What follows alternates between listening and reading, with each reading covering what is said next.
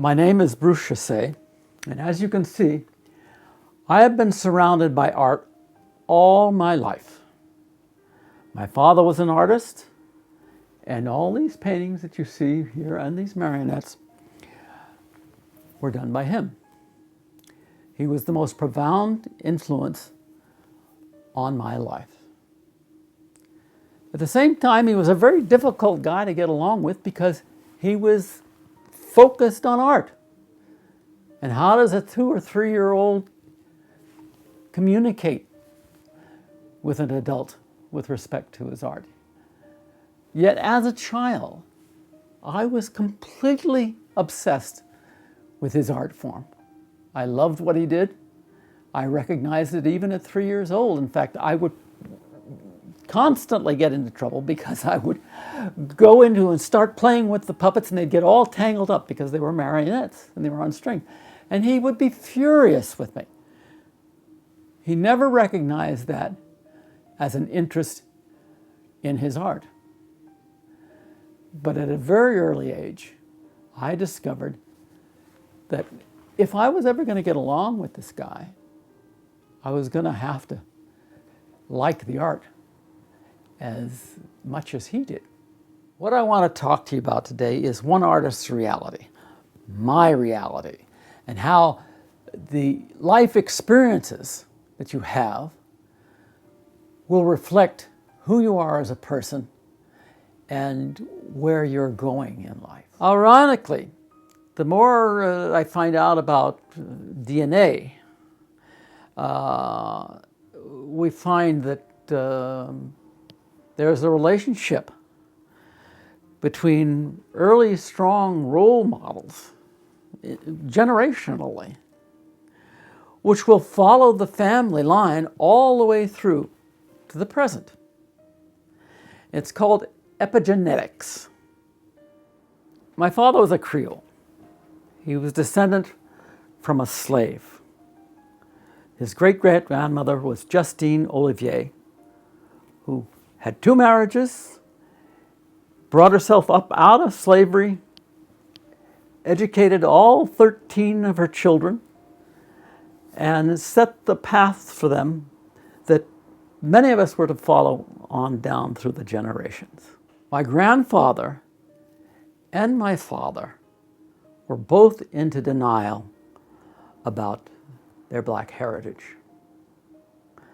My father never met his grandfather, and my grandfather never talked about it. And this had a major influence on my father and instilled in him a fear that he was never able to shake off, that he could not survive as a person of color. Even though my father was into denial, in fact, the whole family was into denial,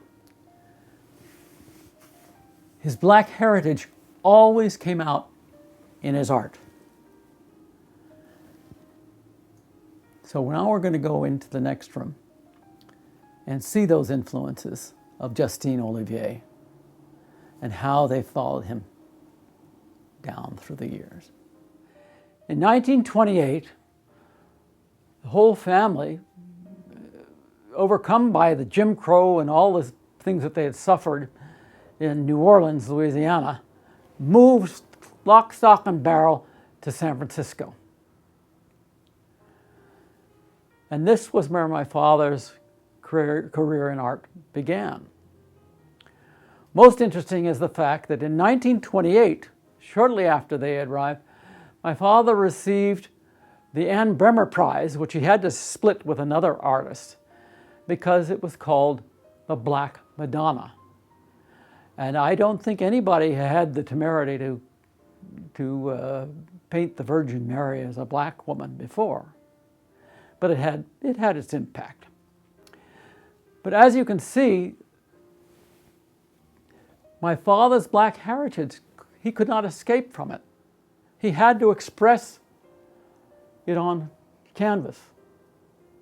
And when you look at these paintings here, which are all of 5 very strong women, and very independent, strong women.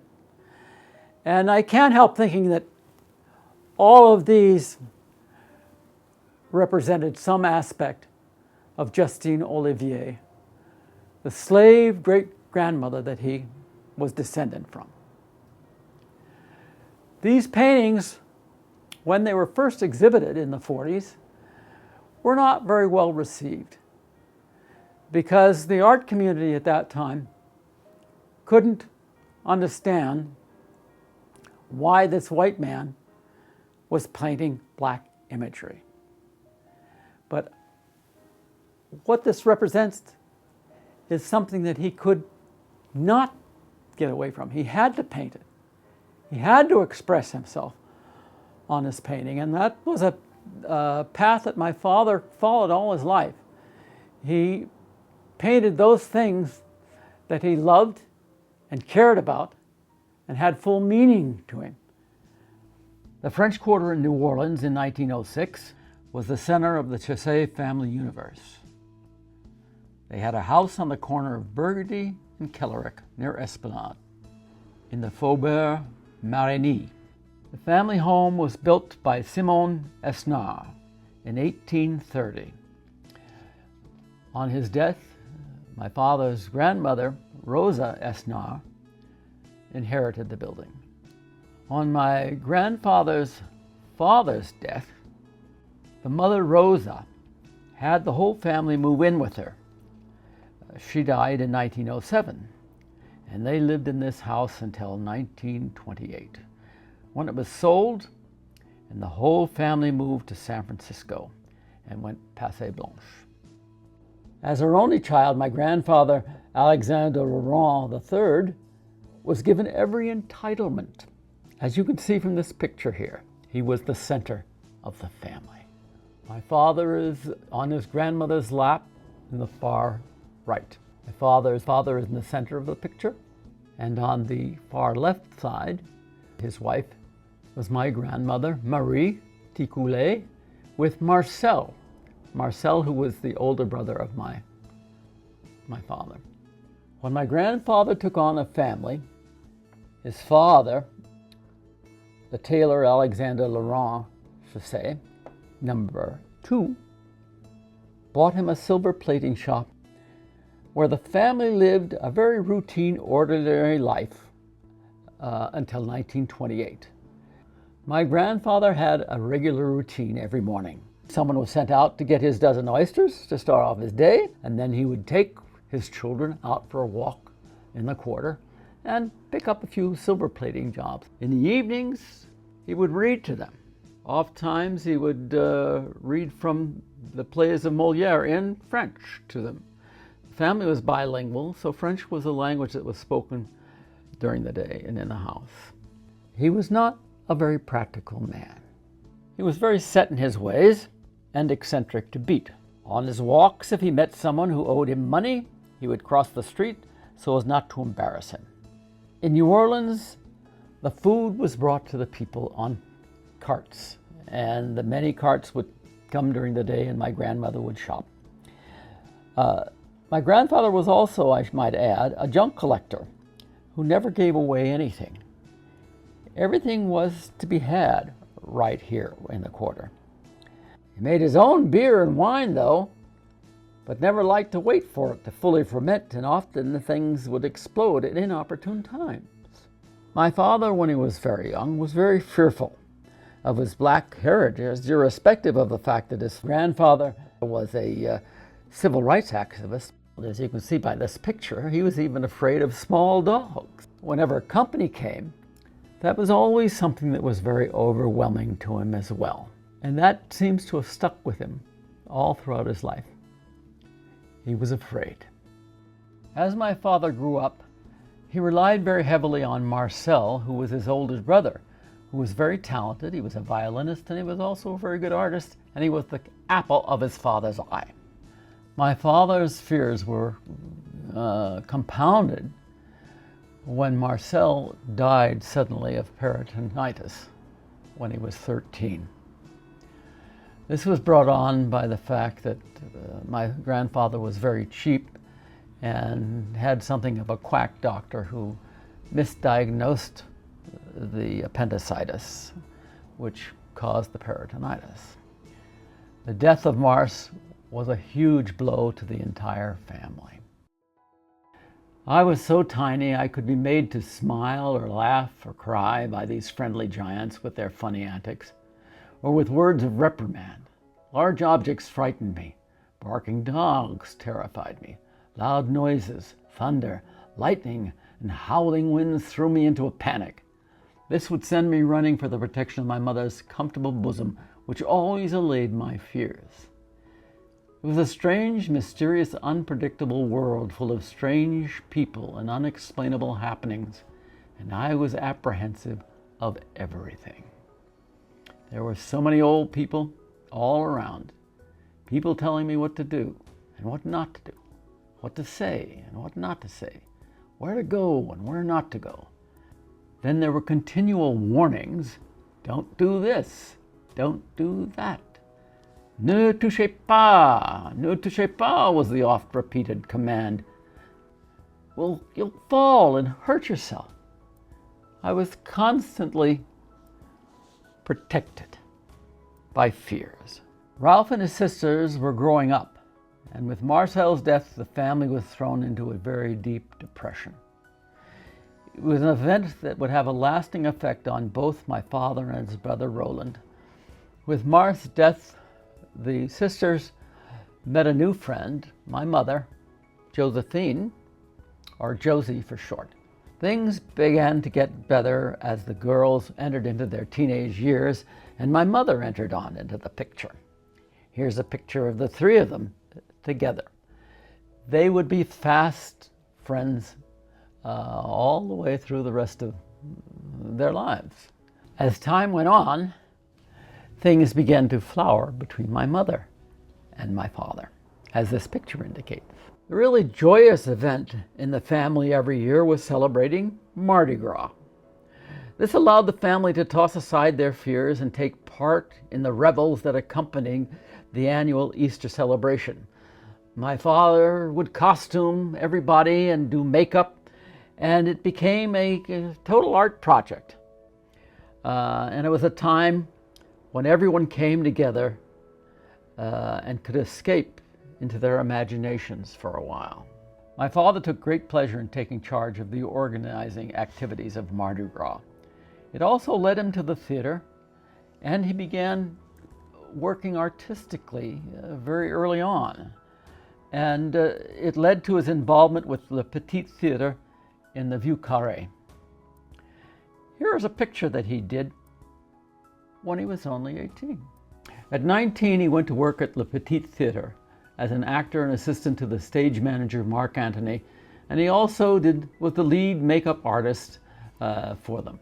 His reward was small parts in touring companies that would come to town. He had his first art exhibit in 1920. It was in his art that he began to show a great interest in the black culture that surrounded him in the French Quarter. Although in denial about his black heritage, black imagery began to consume his interest. In 1921, he turned to block printing. So here are a few images, and you'll notice that these are mostly New Orleans background. He drew very heavily on what he saw in New Orleans during his childhood and his formative years. And he was making his comment on the black culture, although he was in denial himself about his black heritage. It was very evident in his art and continued to be evident in his art all throughout his life. He kept returning to the black imagery. When Ralph first met Blanding Sloan in San Francisco in 1921, he was introduced to the art of wood linoleum block printing and etching. He lived in Sloan's North Beach Art Center, which was jerry-built from temporary housing left over from the 1906 fire and earthquake. My mother followed him to San Francisco in 1926, and while she was there, they decided to make a cross-country trip to New York and eventually got married there. While there, he worked for Aline Bernstein at the neighborhood playhouse and saw for the first time the Moscow Art Theater, the Ballet Russe, O'Neill's Emperor Jones, and the work of the American puppeteer Remo Buffano. All this became major influences in his artistic life. Fresh back from New York, he was challenged by Sloan to create a marionette production of Eugene O'Neill's Emperor Jones, which he followed up with another production, Shakespeare's Hamlet, which enabled him to play lead parts in many of the major classical plays that would have eluded him due to his small physical stature. In these initial marionette shows, he gave jobs to all his sisters and brother, and each in turn found a husband and wife, which again changed their focus and broadened their lives. New Orleans was now behind them. This also gave his sisters Vonnie, Ding, and Leslie an opportunity to branch out into other performing areas. In 1930, my grandfather and grandmother bought a house on the Russian River in a place called Camp Meeker. This became a summer residence for all the family from the time we were young children up until we were entering high school. During the 30s, my father opened over 4 different marionette theaters and did such productions as Mikado, Don Juan, Alice in Wonderland, in which they traveled and toured in this wonderful truck. He also did a production of The Crock of Gold, which was an Irish story about leprechauns, which was very successful. As well as doing marionette shows, my father was painting. And they would have, every year, would have San Francisco Art Association would have an exhibit. In his spare time as well, he did roles on stage in exchange for a variety of design work that he would do for the theater companies that he worked with. In 1935, was a very pivotal year for my father, because that's when the WPA was created. And he was appointed director for the Marionette Theater Project of the Federal Theater for San Francisco.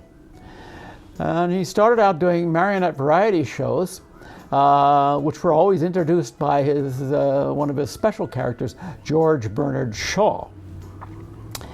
Well, this was very successful, and he also did a number of regular marionette shows, which he brought back from what he was doing in the 30s.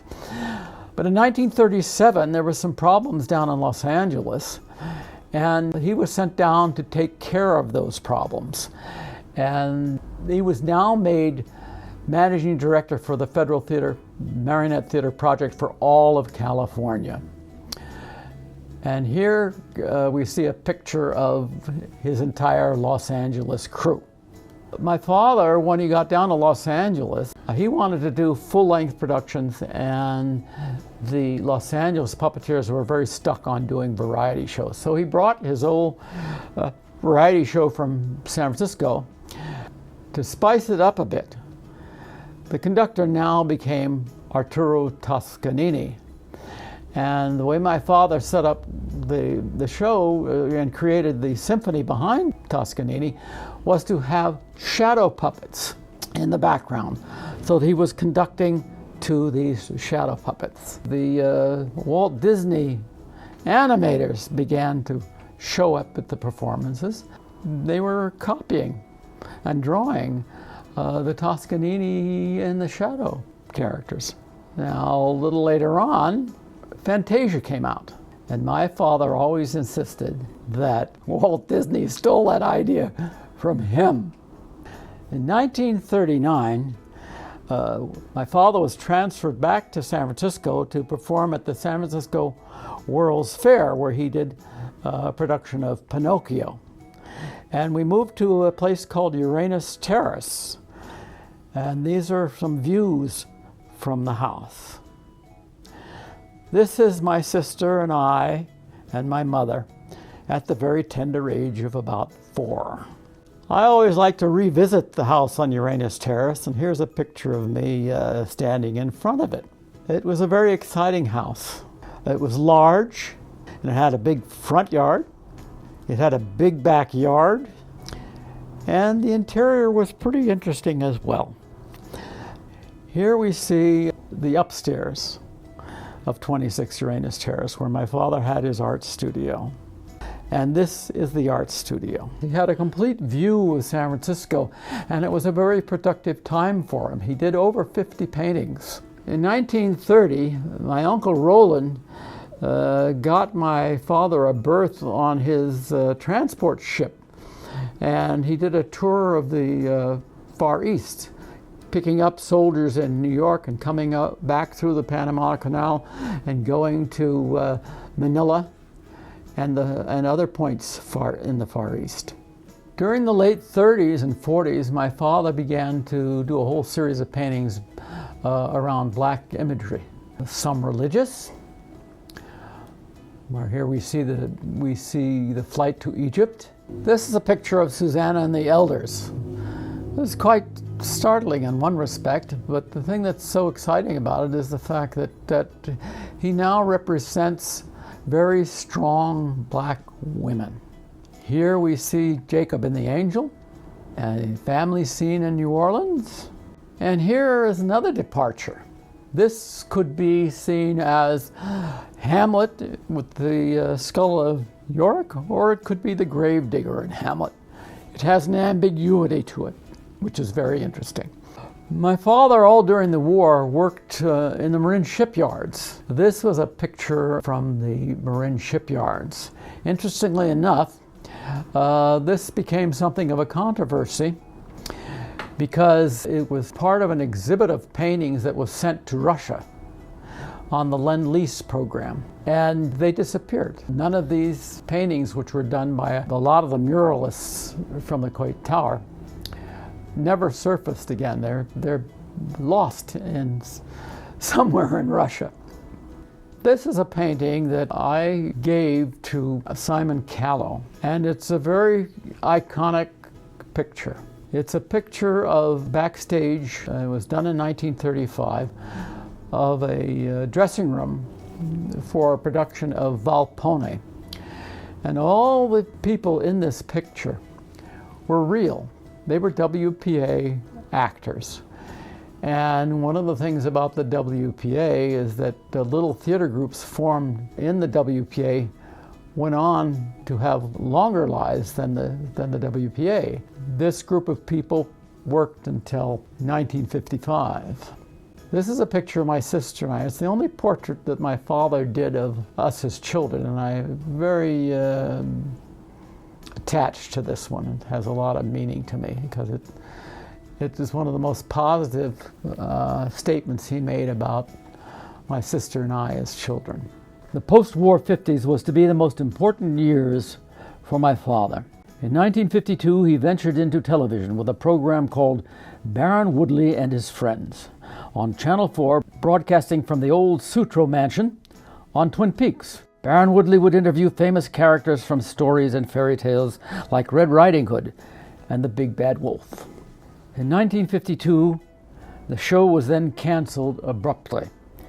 Following the show, my father was hired by the Latham Foundation for the Promotion of Humane Education to create a marionette show devoted to understanding animals and the environment. It was developed for KPIX as part of the Captain Fortune children's television program. Brother Buzz was a 20-minute marionette show based on stories by Dolores Wilkins Kent. The program ran from 1952 through 1969. Remarkably, my father was responsible for all elements of the production, starting with writing the scripts, designing the marionettes, and playing the majority of all the character parts, with both my brother and I playing Brother Buzz and Letty Connell Schubert playing Busy Bee, and taking on all the female parts as well. It was the longest sustaining children's program on the West Coast, lasting 17 years longer than Howdy Doody. It stood the test of time and became very iconic for its use of the environment and animals. Brother Buzz allowed my father at 53 to have a steady income, making possible his going to Europe for the first time in 1956. It brought him back to painting on a full-time basis, allowing him to pursue many directions with respect to his life and art. 1956 was pivotal to changing the course of his life as well as mine. It enabled both of us to make choices that were to have a profound effect on our realizing who we were as artists. For my father, it was a motivating factor in allowing him to take his painting to another level by exploring new forms and broadening his use of color and subject matter. It gave him a freedom of expression that had eluded him in many ways in previous years. It allowed him to come into his own by giving himself permission to step away from some of the fears that haunted him.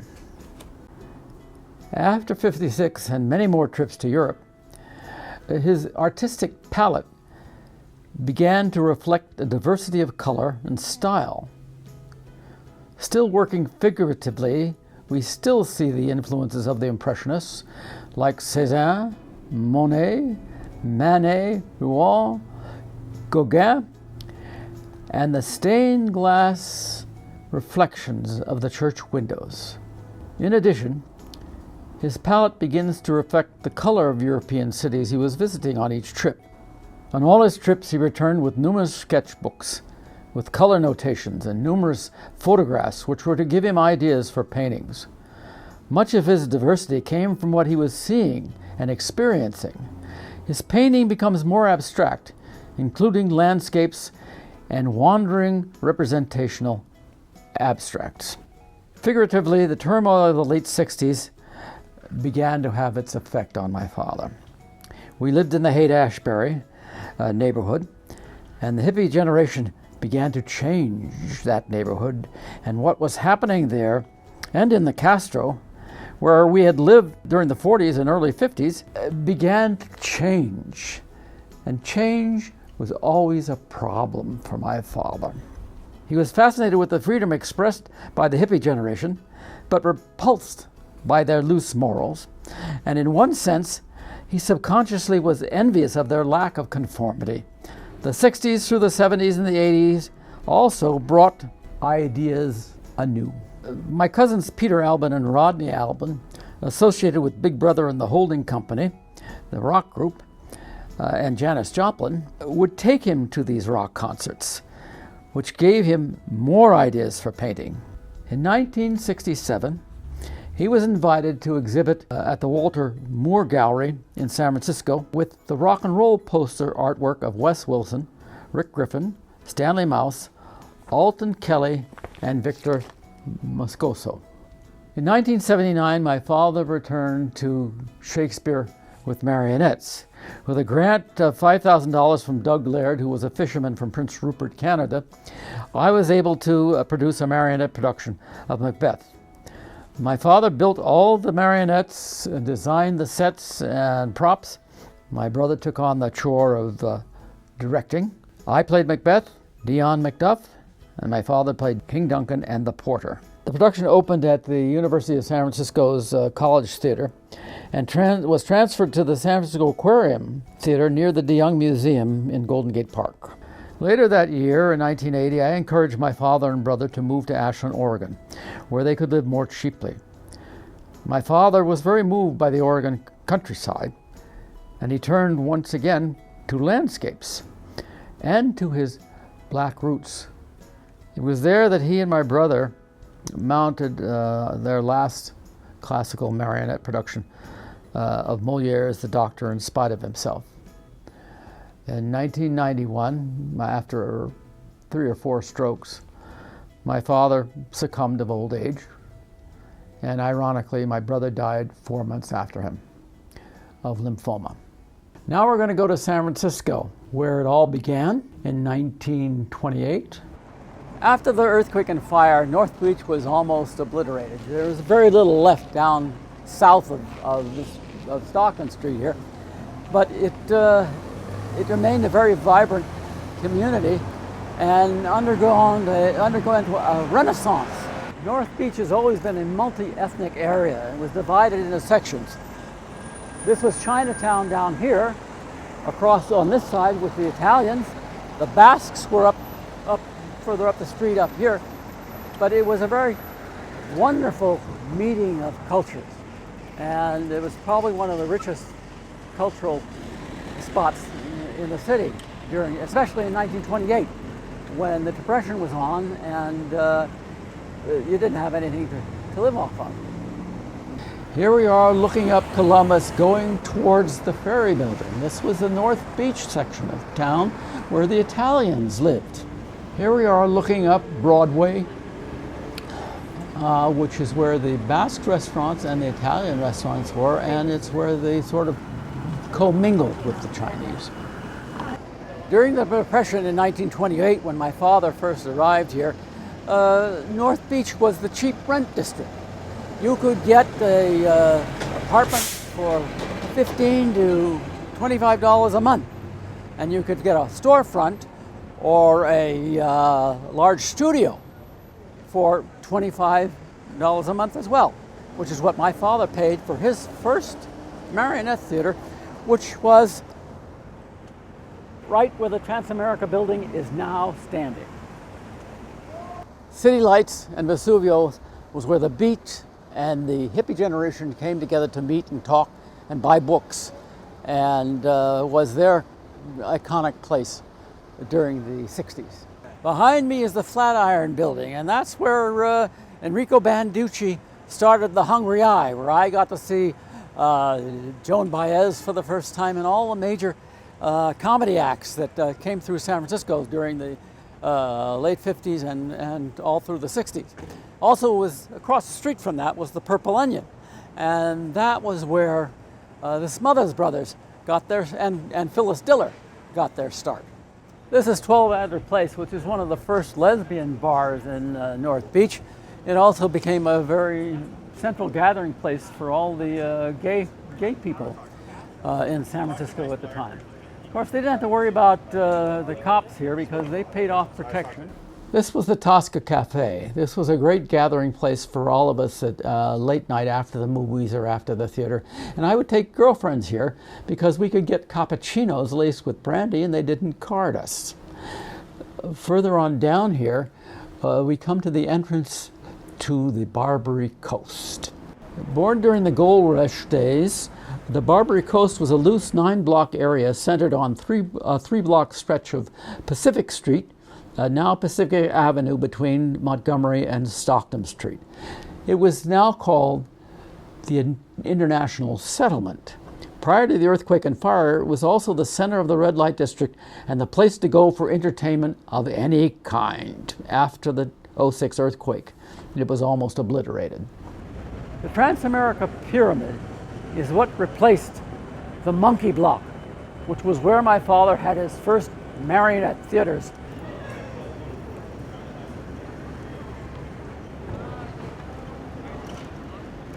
In 1928, my father's whole family moved out here to San Francisco, and it was quite a move for them. They were away from New Orleans for the first time and away from the racism that was haunting them, and they were all very heavily into denial about their black heritage. But my father started a classical marionette theater where he produced Emperor Jones and Hamlet. In these classical marionette theaters, my father took his young sisters, who were all early 20s or teenagers, and they all came to work in the puppet theater. And he split the focus, took them out of New Orleans and brought them into this mecca of San Francisco, where art was at its creative height. And what he did in doing this was he sort of rebore the family and got them to focus on something apart from the troubles that they had in New Orleans. Behind me is the infamous and notorious Black Cat Cafe, which established itself in the early 20s and ran through the early 50s, and then became the Melvin Belli law offices. Here was a place where all gays were welcome, they were not harassed. The city paid protection to the police department, and the gay time was had by all In fact, when I was making a film called the Experiment in Terror with Blake Edwards, which starred Glenn Ford, we had to haul him out of the Black Cafe and sober him up so he could make his next shoot up at the Roaring Twenties. It still had its fascination. This is Grant Avenue, the center for activity in North Beach for tourists as well as the people who lived here. There are many storefronts here and also bars and restaurants, and you could hang out in those places for days on end. Grant Avenue in 1928 was an important place for the artists. This is where they could live and have some really cheap rents, and it was also the road up to Coit Tower. The Coit Tower was built in 1933 on top of Telegraph Hill using Lily Hitchcock Coit's bequest to beautify the city of San Francisco. At her death in 1929, Coit left 1/3 of her estate to the city for civic beautification. The tower thus came to be. This is the mural that my father did for the Coit Tower. And you'll notice there's nothing threatening about it. And it's really interesting that also when you look at most of the paintings around here, as vocal as some of the artists were, persons of color were not represented in this tower. All of the artists in this were paid about $25 a month to work on it. So that's what they were interested in. Because it was the Depression, nobody had any money, and it was work. The portraits on the stairway were done by Lucien Labeau, who was my father's best friend and who wanted to go very badly to Burma and draw the war, and was killed at a very young age in the plane before, just as he got to Burma, the plane crashed. And so that was the end of his life. It's the only person of color in all these murals. This was Blackstone Court, where the whole family moved to in 1928, and it is exactly the same house. The only thing that's done is a renovation to it. I am chagrined. The Blackstone Court house has turned into a gated community. When last I saw it, it was all grassland with 2 little houses on it. This is 26 Uranus Terrace. Well, I must say I'm a bit overwhelmed just sitting here on these steps, because things have changed since when I lived in this house for 16 years in 1939 up through 1956. My father had been transferred from Los Angeles, running the WPA Marionette project down there. He moved us all up here to go to do puppet shows at the World's Fair on Treasure Island. And that's why we came back to San Francisco. And this is where we stayed, and really, it was where I grew up. And I don't think you'll find a greater place to grow up in. This is Wayne's grocery store on the top of the 17th Street Hill, just across the street from my house. When you look down 17th Street, you can see all the way down to the Castro. This is a very steep hill, and walking up and down it was quite an effort. And because we never had a car, I did a lot of walking on that hill. And at the bottom of that hill is Castro, which is the entrance to the Castro Valley. And that was our neighborhood secondary to the Haight-Ashbury, which was our first neighborhood, which was on the other side of the hill. San Francisco is very famous for a lot of its scenic wonders, and this is Vulcan Street, which is a wonderful little stairway all the way down to the Castro. And when I was a kid, I used to deliver newspapers. It was the shopping news. So I would walk down these with 200 papers on my back and drop off shopping news at each one of these houses on this wonderful, beautiful street.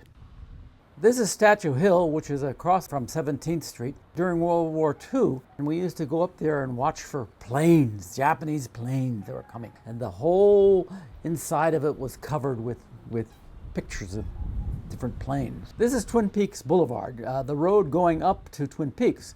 But this hill here was a great playground for us kids. We always used to play and fool around on that hill a lot. And it was very steep. So sometimes we got stuck and we had to get the fire department to come up and get us off the hill.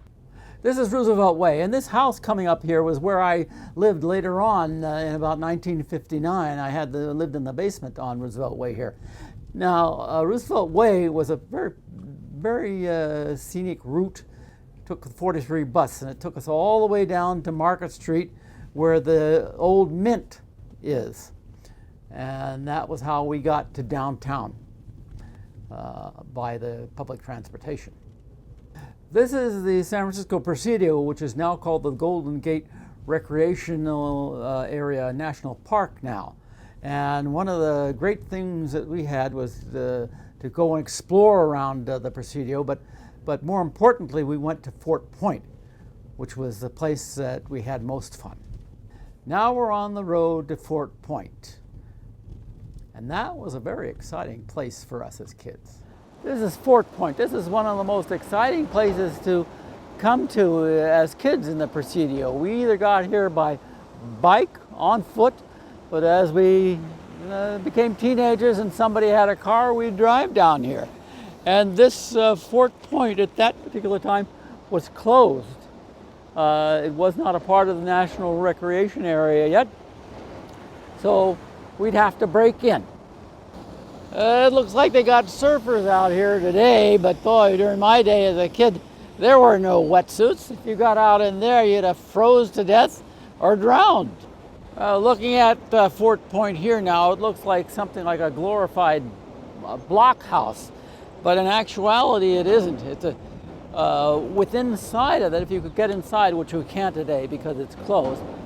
But once inside here, it's a vast corridor out where there's a big marching field in there, and all the rooms were all around the sides, and it was 3 stories up. And when you got up there as kids, when there was no railings or anything, and it was a very dangerous place to be because you could fall off the top of it there, right down there, and kill yourself very easily. But that didn't bother us. We played cops and robbers. We played every kind of game you can think of, make-believe game in there, and we could spend hours just roaming around there. And that door over there was not very well fastened. It's been improved for the Golden Gate Recreation Area here, but we could break in, and that's what we did as kids. We'd break in there and spend a lot of good days there, especially when it was nice and stormy, because inside there we could be out of the storm yet in the storm at the same time. This fort goes back to the Spanish times. In 1793, the Spanish built it, and it was called the Castillo de San Jose, and it was built to defend the Golden Gate from the top of the cliffs where Fort Point stands today.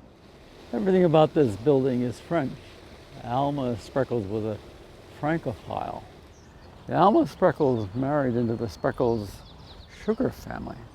They had made a lot of sugar in Hawaii, sugarcane sugar, not beet sugar. At any rate, it allowed her to build this edifice when she inherited her husband's money. This is the Palace of the Legion of Honor, and it is an homage to everything French and everything Parisian, including a statue of the thinker, a replica, to greet you. This is Rodin's thinker. What is he thinking? This is inside the Palace of the Legion of Honor, Alma Spreckels' homage to everything French. It's a wonderful museum and one of the most picaresque museums in San Francisco today. This is the entrance to a cute, wonderful matchbox theater here in the Palace of the Legion of Honor. And it has a great deal of sentimental value to me because it's here that I did my last performance on stage in a Molière play with my father called Les Femmes Savantes. I played his brother in this particular production. But it has great memories and was something that we both cared a great deal about. My mother was a rather extraordinary woman. She allowed us to have a lot of different varied experiences, one of which was to go to the Sutro baths down there, which was a tremendous place. And it was all glass and had 7 swimming pools to go into it. We could go down there, and it had slides. It was just magnificent. And it was a real Victorian masterpiece. This is San Francisco's Beach Chalet, another very iconic place. All the murals in this were done by Lucien Labo. And Lucien Labo was a mentor to my father and his best friend, and who was killed in a plane crash during World War II. It was quite upsetting to my father. But he owed a great deal to this man. Certainly he is the one who established my father and got him his place in the Coit Tower murals. This is the new De Young Museum in the middle of Golden Gate Park. This was a place that as children we were here every weekend when we could go, and because it had the museum, and then across the street we had the aquarium. This also has a great deal of nostalgic memory for me, because the aquarium is where my father and I and my brother put on a marionette production of Macbeth. Now here we see the bandstand, and the bandstand too has a little nostalgia for me, because this is where they would have concerts in the summer during opera season. And famous opera singers would come and sing in this bandstand, and I would be there every Sunday when they would have these concerts. And it was a great source of pleasure as kids. The Haight-Ashbury was my neighborhood, and this is where we spent a lot of time also, because it was right next to the Golden Gate Park. I also went to high school at Lowell High, which was just a couple of blocks away from the Haight-Ashbury. So it was an important part of my life all during my childhood and my high school years. Changed considerably now, and it was also became something else when the hippie invasion took over in the 60s. And my cousins, Rodney and Peter Albin, who was the head of the Big Brother and the Holding Company, they are the ones that brought rock and roll to San Francisco at a place called 1090 Page, which was owned by my uncle, and where they put on the first rock and roll concerts. It was quite interesting. The city fathers did not like the hippies, and they were instrumental in trying to drive them out of the Haight-Ashbury, but they weren't very successful at it because the hippies knew how to use lawyers. It still has the flavor of hippiedom today as you go down and look at it. But it was the summer of love that gave Haight-Ashbury its iconic eclecticism. Crossing Market Street, we come up on the Castro Theater, which was a real haven for me on Saturdays, so I could see matinees of movies and cartoons. The upper level of the Castro we didn't much go into, because this was a Mexican American neighborhood, and you could get into trouble if you went into the balcony of the Castro Theater. We used to have Halloween parades every year down Castro, all the way through Castro Valley, and that was continued now with the gay movement, who only the parades are a little more colorful these days, and it also has a gay quality to it, although there was a gay quality to it when we were kids down there too. I can remember going dressed as Frankenstein and walking down the middle of the street, but I never got a prize. I never won the prize for the best costume. It was always a disappointment for me. I thought I always had good costumes. My mom made them for me. This is 26 Uranus Terrace, where my family and I lived from 1940 to 1956. It was in this house that my twin sister Renee, brother Dion, and me were to experience San Francisco in a way that was to dominate our lives immeasurably. San Francisco afforded us an opportunity to live a cultural life that few children experience in their lifetime. Both my brother and I began working with my father in his marionette productions at early ages. At 13, I was doing department store holiday shows, and in 1948, I joined the San Francisco Boys Opera Chorus under the leadership of Matey Bacon, where we performed with stars of the golden age of opera in the 40s. Interestingly enough, my interest in opera came about in the 4th grade, when every year we were bused to dress rehearsals of the San Francisco Opera by the school district. My relationship to my father was always a difficult one, especially when I was very young. He believed in the old adage that children should be seen but not heard. This was something that I did not adhere to because I was what would be called in later years hyperactive or suffering from ADHD. Now, this behavior became apparent in school around the 5th grade when my teacher convinced my mother that I should be retained because she felt I wasn't working up to my potential. My response to the teacher was that I wasn't stupid, and if she retained me, I would graduate from high school with my twin sister in 3.5 years in spite of her, which I did. The stress from this happening led to my gaining weight in high school, and at one point I weighed as much as 200 pounds. My saving grace was that I recognized early on that to get his positive attention, I had to understand his love of art and theater. Working with him was a means to an end. However, getting him to take me seriously was not easy. I did not have the requisite skills, and it took me some time to learn how to earn them. To do that, I decided to move to New York. 1956 was a very pivotal year for me. It was the point where I decided that I wasn't going to get anywhere as long as I was at home, and I had to leave. My father and brother were very judgmental, and my brother had just gotten a divorce, and their attitude towards his ex-wife wasn't something I agreed with. I had been working at the Playhouse Theater and was in a play with a fellow named Joe Gagnon, who was a New Yorker.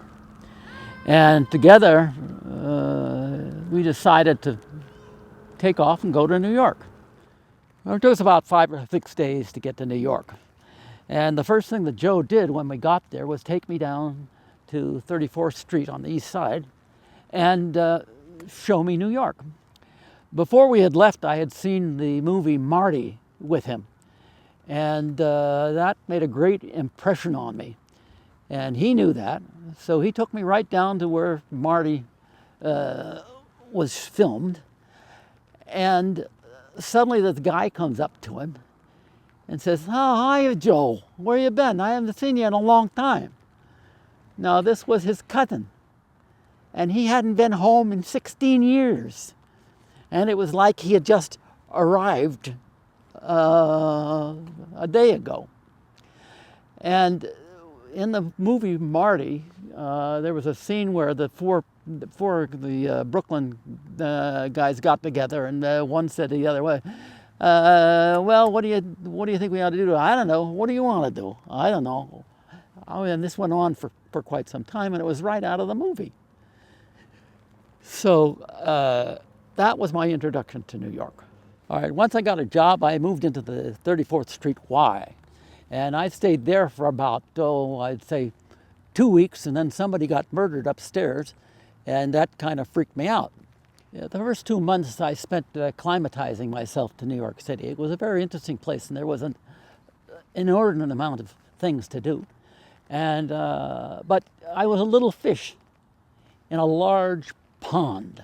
That was the difference from San Francisco. I could walk in San Francisco and always meet somebody I knew, but I didn't. The first 2 months I was there, I didn't meet hardly anybody. So I spent all my time going to plays, reading books, and generally seeing what it was that New York had to offer.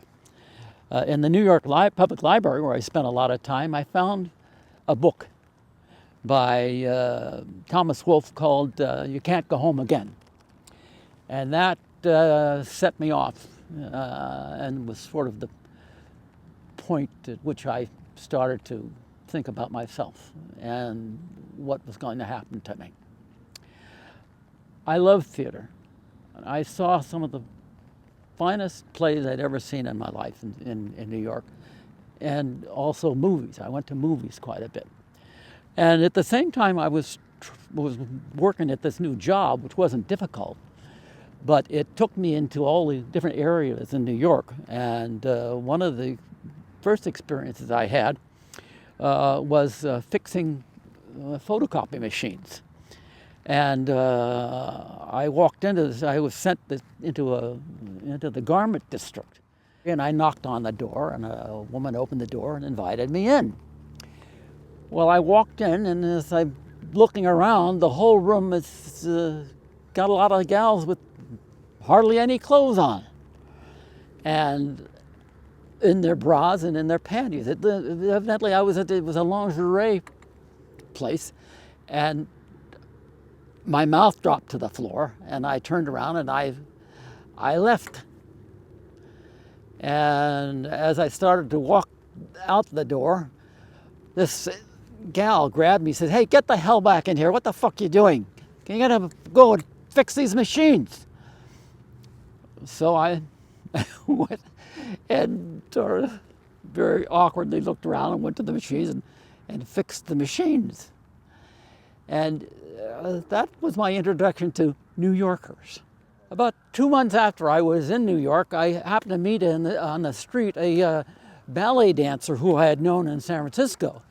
And I discovered that she was working at Radio City Music Hall with several of her girlfriends. And they had, 6 of them had an apartment off of Broadway on the East Side. Well, I got very excited about that, and I started frequenting their house. And their day started about 5 o'clock and went on till the wee hours of the morning. Well, I was able to keep that up for not very long because I wasn't getting any sleep. And I discovered that I went to sleep and missed work one day, a day of work. And so I figured, well, I've got to do something other than that. So I switched to going and seeing where I could join some acting workshops. And the thing that bothered me about that was that most of these workshops were filled with method actors. And I really didn't like that at all. I got very upset because what they were doing wasn't very productive. And I was gone far beyond what they were attempting to accomplish. So it was about 6 months in New York when I went to the theater, the Winter Garden Theater, and saw a production of Tamerlane the Great, which was directed by Tyrone Guthrie. And it starred Anthony Quayle, who was a very well-known Old Vic theater company. He worked with Olivier and John Gielgud. Well, I was very interested in meeting him, but I didn't know how I could go about doing that. At that time in New York, Variety and the Hollywood Reporter would publish the addresses of all the actors who were performing on Broadway at the time. So you could find out what hotel they were living in. And I decided, well, I'm going to take a run at this. So I went home and I typed a letter to Anthony Quayle, complaining to him about the method acting and how I wasn't interested in that at all, and I would like to go to London and study acting in London. And I sealed the envelope, signed it, and then I walked around his hotel 4 or 5 times and got up the courage to go in and leave it, the letter for him at the desk. After 2 days, much to my surprise, I got a phone call from Anthony Quayle, who was very charming and very nice. And I explained to him asked him how I could go to London and get enrolled at the Old Vic Theater. And he said, I'm just about to take off for Hollywood and appear in a Tarzan movie. I can't do much for you now, but I'll give you the phone number I'm here in town with the casting secretary for Stratford-on-Avon. And I'll give you her phone number, and she can probably help you out and figure out a way where you can get to London and introduce you to some people at the Young Vic, and maybe get you enrolled in school. Oh, I was speechless. I couldn't believe my great fortune. And so I very excitedly thanked him very much and took down the phone number and decided to call her. 3 days later, I gave her a ring, and again, she was very charming and very nice and was all set to help me. She said, well, I'll be happy to give you the introductions. After the conversation with this wonderful lady, I decided that I better go to the consulate and see if I can go to England. And I said, oh, what do I need to do to get a visa? Well, he said, you have to write your draft board. He said, you can't leave the country unless you have permission from your draft board. After about a week, I got a letter from the draft board. And very excitingly, I opened it up and looked at it, and my face fell to the floor. They told me that I couldn't go to England.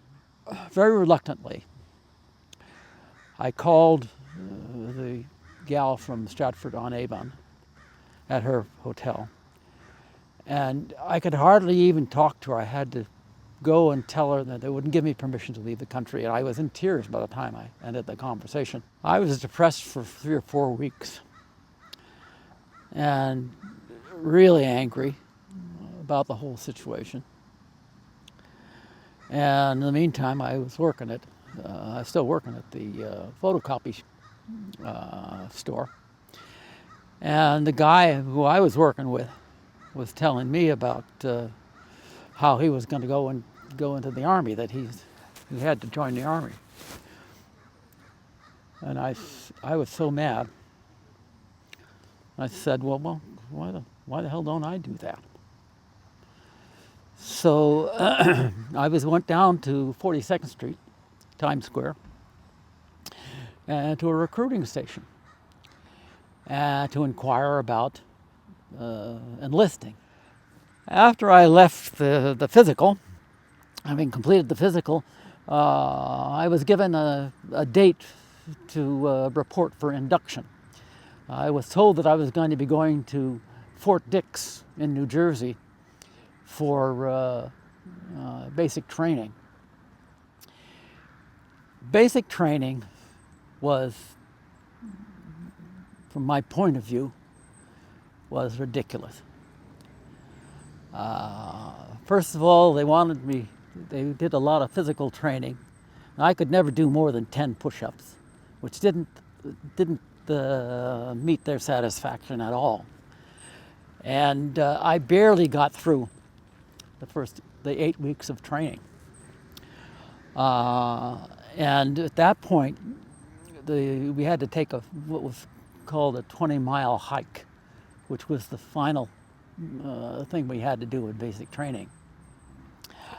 I was dreading it because I knew I wasn't going to be able to roll. This was at full tilt. You had to run the whole time.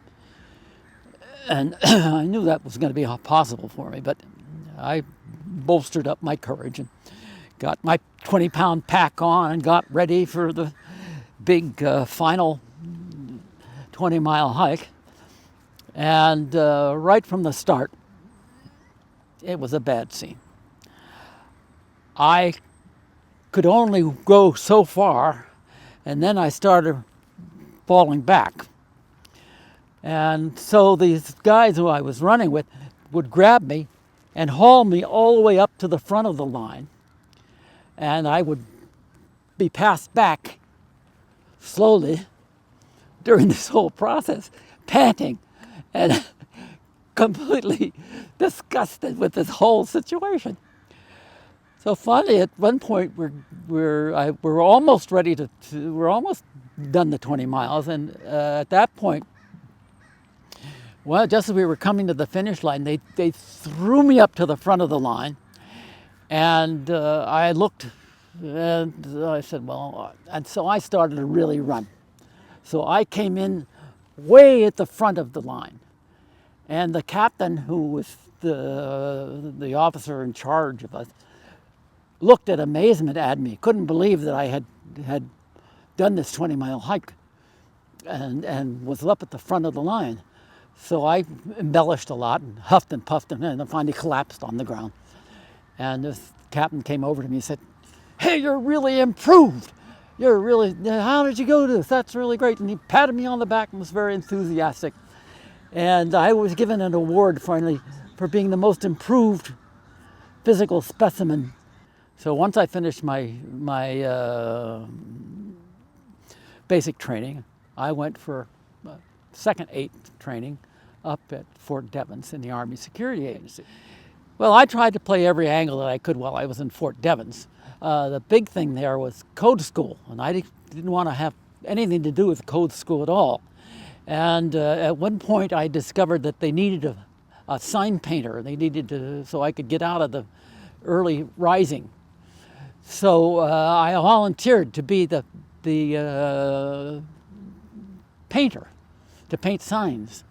And one of the things that happened on that, so I had my own room, and I didn't have to get up till about 7 in the morning. And I was a shitty painter. I couldn't draw a straight line. Well, I was able to cover that up for about a week until they finally discovered that I didn't know what the fuck I was doing. And so there I am. I got pulled out of that job, and we were in the final processing for going on to our new post. And so when they interviewed me, they offered me code school. And I said, look, I can't, there's no way I can sit down and listen to dit dot dit dot dit all day. I said, it'd drive me crazy. I said, I can't do that. And they looked at me very quizzically, and they said, okay, how about going to Asmara, the paradise of the Middle East? And I said, Asmara, where's Asmara? She said, Asmara, Eritrea, it's in Ethiopia. And I said, Ethiopia? Yeah, she said, it's wonderful. It's beautiful. It's 7,000 feet up in the mountains.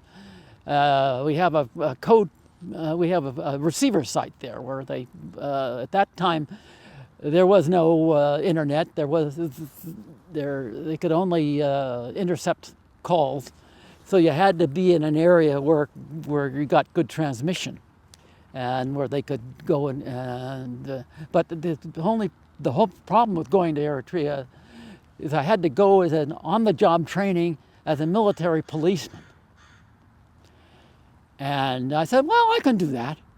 Sure. And the job training is an MP. Yeah, I'll go. So my fate was sealed. The flight from Fort Devens to Athens was a long one in a military transport, which had bucket seats, which was very uncomfortable because it was a prop plane at that time. When we got to Athens, the first thing I did was find out where the U.S. Army post was, and headed over there to look up my friend Tanya Miloslavsky. Tanya Miloslavsky was an old friend of my mother's, and she worked for Just Mag there.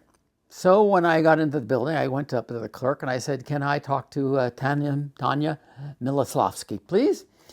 And he said, there isn't any Tanya Miloslavsky here. I said, look, I know she's stationed here at Just Mag, and I wrote her from the United States and told her that I was coming to see her. Would you please get me Tanya Miloslavsky on the phone? There is no Tanya Miloslavsky here, he said, and there is no Just Mag. Well, that set me off. I started to make a big disturbance and ranted and raved. The phone rang. The guy picked it up and he handed it to me. It was Tanya. She said, meet me around the corner in 5 minutes and I'll tell you what it's all about. But get out of there. So I thanked the guy and turned around and left the building and went around the corner. And there was Tanya coming to meet me. We embraced, and she said, boy, you really caused a ruckus there. Did you know that? And I said, why? Well, what's the matter? She says, nobody's supposed to know that Just Mag has an office here, and I happen to be a spy. Oh, I said, a spy? Oh, well, that's a fun job, isn't it? I said, well, let's go to my place, and we'll go and talk the evening out. The next morning, we went to the Parthenon, and then she drove me out to the plane, which was to take me to Khartoum, Dhahran, and then finally to Asmara. We flew into Asmara. Coming in was very exciting because it was 7,000 feet up in the mountains, and it was a plateau. And you could see the Eritrean highlands, and you could see all the way down to the port of Massawa on the Red Sea.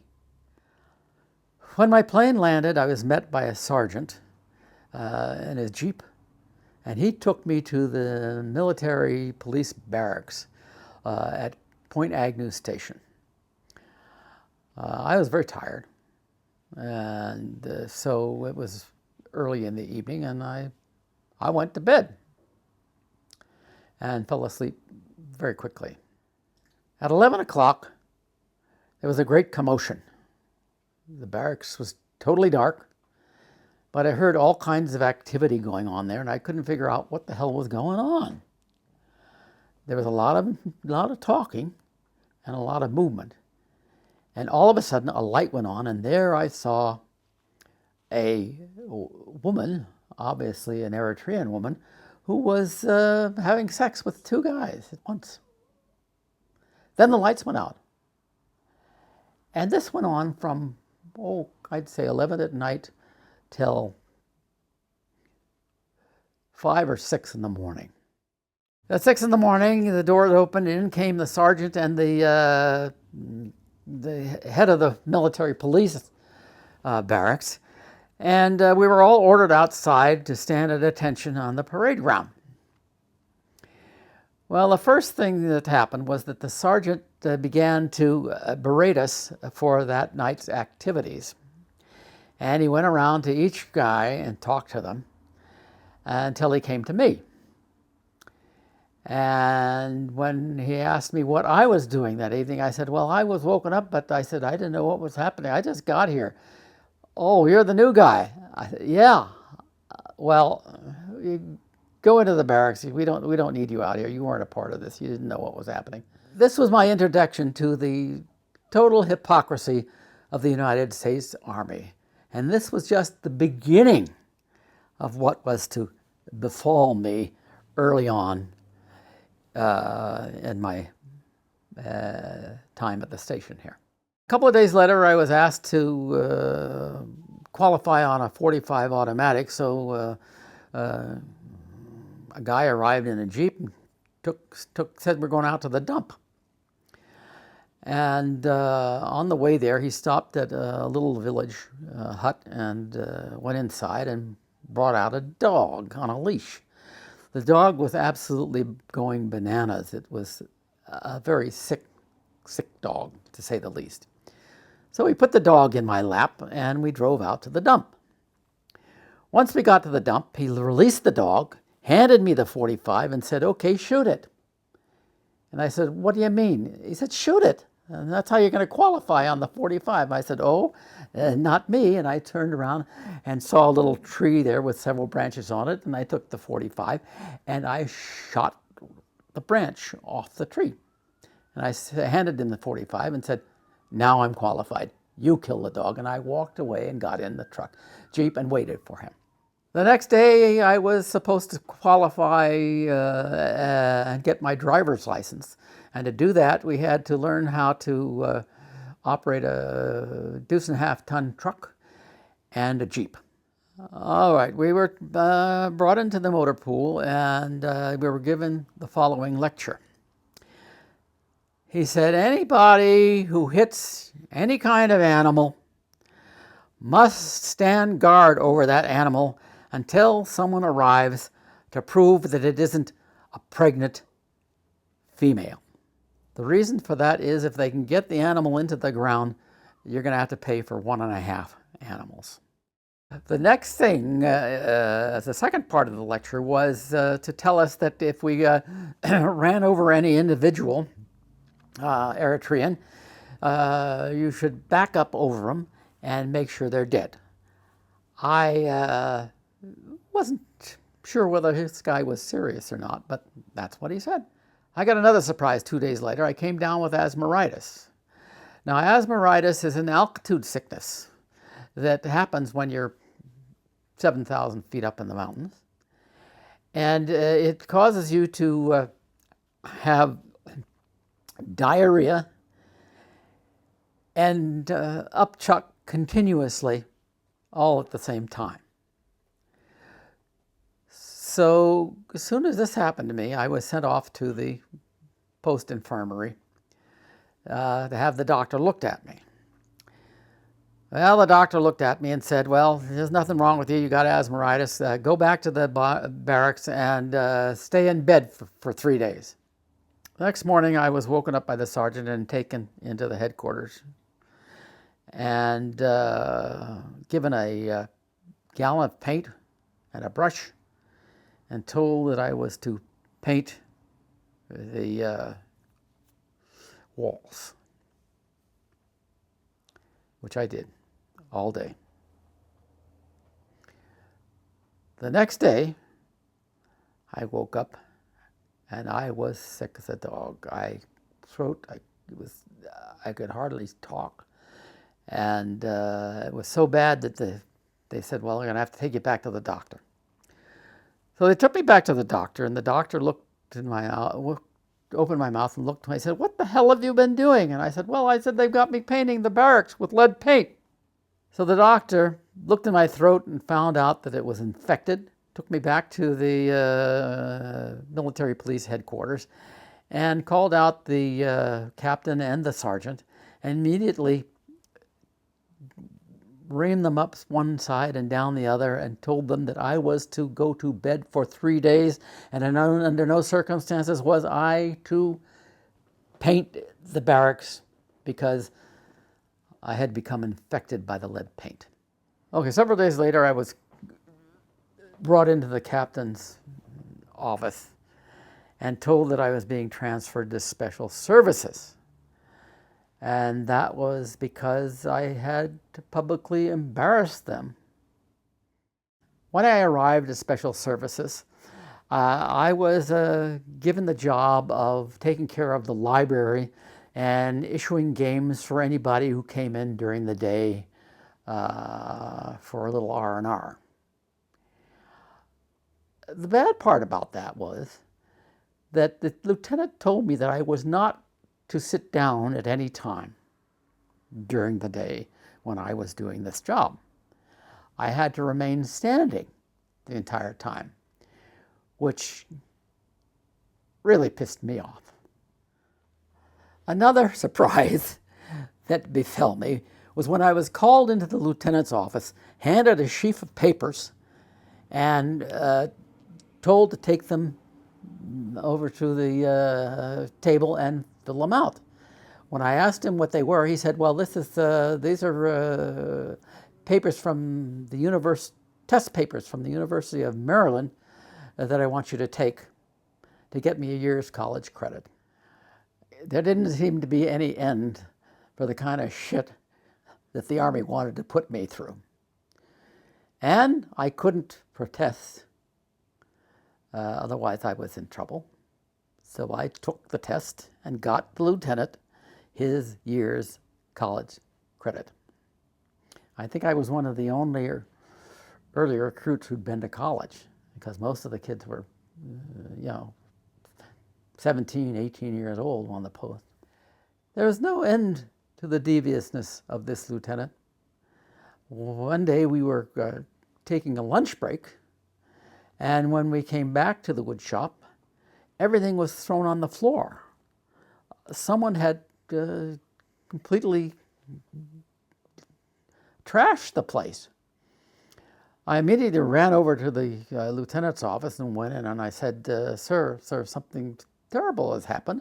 Someone has come in and trashed the wood shop. And they looked me straight in the eye and said, yes, I know. I said, oh, yeah, I did it. Anytime you leave that wood shop alone, you're in trouble. Now go clean it up. Well, I thought this was the end to all this, but there was more to come. And by this time, I'd had it up to here with this lieutenant, especially since he was 20 years old and younger than I was in the first place. And secondly, he was a dodo. I was getting pretty bored with what was happening in the service club itself. So I went to the lieutenant and I asked him whether or not I could put on puppet shows, because I knew there were a lot of base children who might enjoy something like that. So he said, sure, no problem. Or the next day I started to plan the puppet show. So I wrote a little script, and there was another PFC who was working in the service club, who was kind of a quirky character. And I thought, well, I'll get him to work with me on the puppet show, because there's no fun doing them alone. So I got him, hold of him, and I asked him if he would help me with the puppet show. And I said, can you do voices? And he said, yeah. I said, I do English accents. I said, okay. So I wrote this show called Captain Spastic and Whiffy versus the Green Globs. And this guy was going to play Whiffy, and he had a Cockney accent. So the time for the performance came along, and about 100 people arrived. That was kids and what have you. And so we got them all seated and organized, and we got behind the puppet stage, and we started to do the puppet show. The next day, to our surprise, or my surprise, I should say, the lieutenant called me into his office and had me stand at attention and looked me straight in the eye and said I was in trouble, that he was going to promote me to private first class, but on the basis of the puppet show, he was not going to do that. I said, what? What do you mean un-American? It was un-American. You were using a Cockney accent in that show. But I said, that's the only kind of accent that he could do. Well, that's un-American. And told me to leave. I was furious. I was really furious. I was ready to throttle this guy. But I knew I couldn't do that. So I had been working Sundays for the chaplain, for the church services. So I went in to see the chaplain. And I sat down, and I told him that I had a problem. And he said, well, what's your problem? I said, I had it up to here with this lieutenant. I said, if I have to take any more shit off this guy, I said, I'm going to end up shooting him. I was being very dramatic. And he said, what do you mean? You can't do that. I said, I'm not going to wait around until I get to the point where I'm going to shoot him. I want out of here. Get me out of this damn place. I'm not going to work for this guy anymore, and I don't want to be in the Army anymore. Just get me out. And he said, you can't do that. I said, well, I'm not going to be responsible for my actions. That chaplain was horrified. What do you mean you're not going to be responsible for your actions? Everybody has to be responsible for your actions. You can't do that. And I said, well, I had news for you. if you don't get me out of here, I'm going to end up doing something that I will regret. And so he said, well, look at me. He says, I don't want to be here, but I'm here. I have to do my duty. I said, well, fuck duty. I don't want to be in this army. And walked out of the church. After I left the chaplain, I began drinking in the evening at the NCO club. And it got to a point where I was getting a little unruly. And finally, after about 2 months, they finally decided that the doctor finally was able to convince them to transfer me to Libya for some rest and recuperation. When I got to the airport, they strapped me in a cot and treated me like a mental patient. Then I was flown to Saudi Arabia, where I was again put in the hospital, held over there for a couple of days, and then they put me back on the plane and sent me to, again strapped in the plane, and sent me to Athens, which was the next leg of the trip before I got to Libya. At the airport, they said, well, the only place we've got to for you to sleep is on a gurney in the emergency room. And he said, but do you really want to do that? And I said, well, not really. I said, can I go into Athens? And they said, sure. I said, I've got a friend in Athens who I can stay the night with, and then I come back in the morning. Well, sure, no problem. So I called up Tanya and went and stayed the whole day with Tanya, and came back the next morning, got strapped into the cot again, and flown to Libya. At Libya, I was met and brought to a small hospital. There were only about 4 or 5 people there, and not very many patients. And I got into playing cards with the patients who were there, and we got into a big discussion about how the hell I could get out of the army. And they said, well, the only way you're ever going to get out of the army is if you get to Frankfurt, because that's where the psychiatrists are, and they're the only ones that can recommend you for discharge. So I said, okay, that's fine. Well, maybe I'll do that. And in the meantime, in came a nurse and said, can I get some help from somebody here? I said, yeah. What do you want? Well, we need someone to go and sit with a patient down the hall. I said, okay, I'll do that. That's no problem. So they took me down to this room, and I went into the room, and there was this guy lying in a bed with all kinds of IVs in him, and a little excited. He was reliving the Second World War. So I sat down, I had a book with me, and I started reading my book, and then halfway through the time I was there, suddenly this guy goes berserk, jumps up, rips out his IVs, and starts to come at me. So I screamed and yelled, and immediately 2 nurses came in and grabbed him, took him, and put him back into bed, put in the IVs, and got me the hell out of there. So I went back into the day room, and I said, what the hell is going on here? I said, get me out of this army. I don't care what the fuck you guys are doing, but I want out of this army. I'm not going to stay in here any longer. This is getting ridiculous. Well, that evidently was convincing enough for them to send me to Frankfurt. So they put me again on a plane, strapped me in, and sent me off to Frankfurt, where I was greeted, brought in, and brought to a real full-blown hospital. They put me on a closed ward, and this was really hairy. I realized at once that I was in a real serious ward.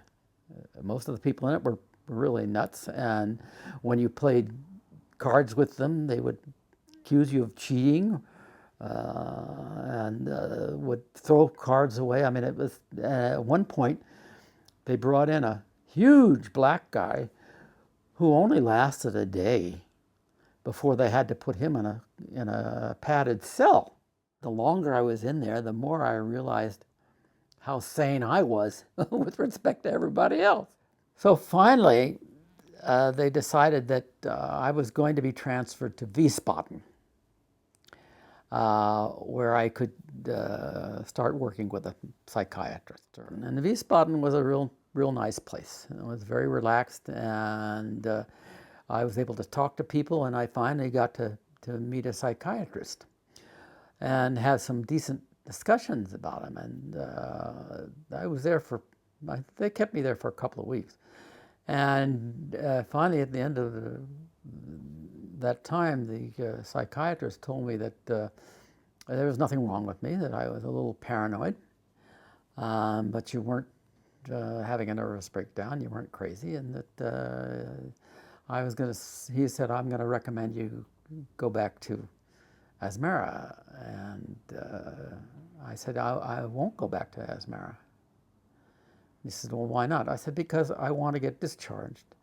And I said, they won't do that.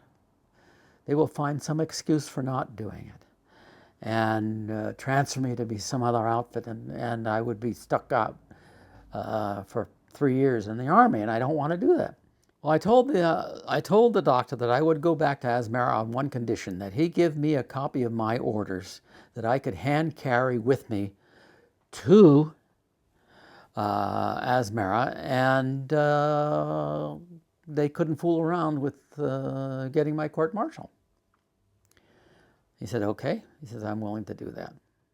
So I was released and sent to the airport to take a plane back to Asmara by way of Athens. I no longer was a medical patient, so I was free to have a relaxing time back. When I got to Athens, the first thing I did was look up Tanya Miloslavsky and had a nice couple of days with her, and then scheduled a plane to go back to Asmara. When I got back from Wiesbaden, I went back to work, waited for my discharge hearing. Well, time went by and nothing was happening. Then I was offered a chance to go and conduct a tour of Aksum, which was the ancient capital of Ethiopia, and also the seat where the Queen of Sheba lived, and it was a really important place to visit, and what turned out to be a fantastic experience. I was able to see more about Ethiopia, find out more about Ethiopia. I was able to teach the GIs that went with me about Ethiopia and give them some background and do something for a change that was positive. The first time I had a positive experience in the Army. It was exciting enough to me to come back and write it down. So I wrote down a report on the tour and went back to the service club and waited for my discharge. Well, things still were not moving very fast, so I began to drink some more. And the drinking got very, very bad. And at one point I got so drunk, the MPs picked me up and brought me back. And the next day I was called in front of the lieutenant again.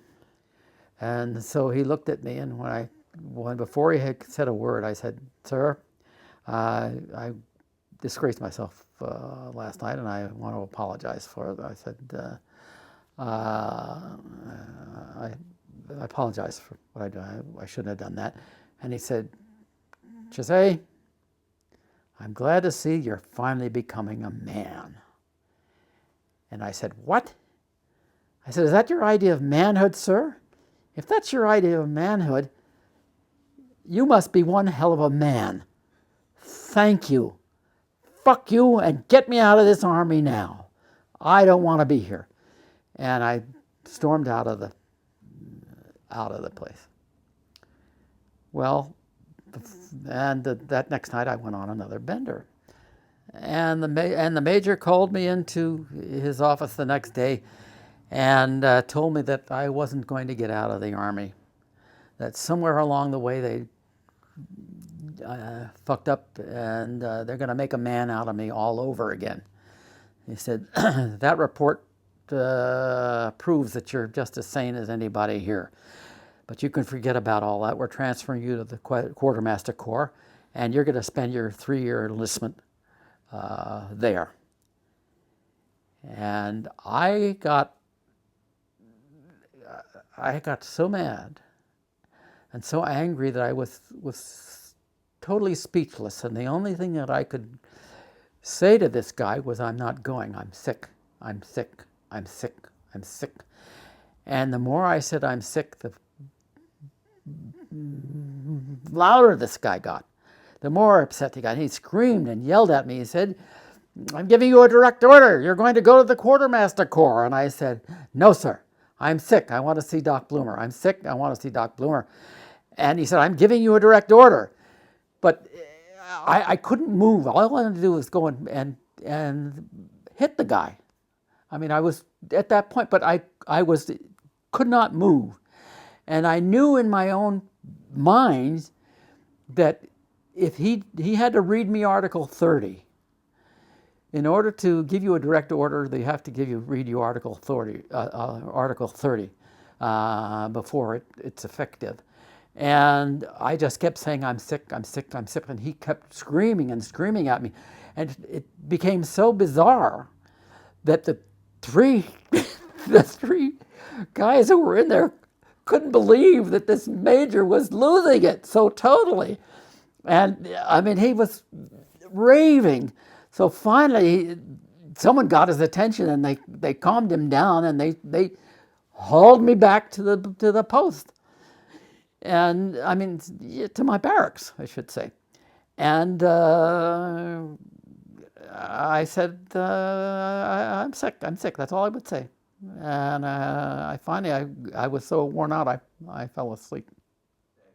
So the next day, they finally took me to the doctor, and Doc Bloomer had been really nice to me before when he recommended me for Libya, and so I just broke down and told him, and just got very hysterical, and I said, all I want is my court-martial. I said, I don't care whether you lock me up or whatever, but I want my opportunity to say and speak my piece. And then I just was reduced to tears. I said, we're living in a democracy, and I said, I earned that right. And just started bawling. And he said, did you? And then he looked at me and he said, did you tell people that if you wanted to get out of the Army, all you had to do was go and see Doc Bloomer? And I said, no, I never told anybody that. And he said, well, that's what Lieutenant Large is telling everybody in the officers' club. And he said, I don't know who's running this fucking Army, but you're going to get your discharge. And I'll see to it. You'll get your hearing. A couple of days later, I was told that I was going to have a hearing. So I got to speak my piece. And I said, I've come to the conclusion that I have come to is that the Army is a way of life. And I said, I was born in 1935. I went through the World War II. I am as patriotic, even more patriotic than anybody in this room. I said, I've never run away from the fact that I had an obligation to be in the Army, but I've come to the conclusion that it's a way of life, and I'm not a part of you. I never have been. And I said, I have no reason to be here. And it was a very emotional thing. And I looked up at the guy who was the head of the board, and he stood up and said, well, we're going to go and make our ruling. And then he looked at me, and I knew I was out.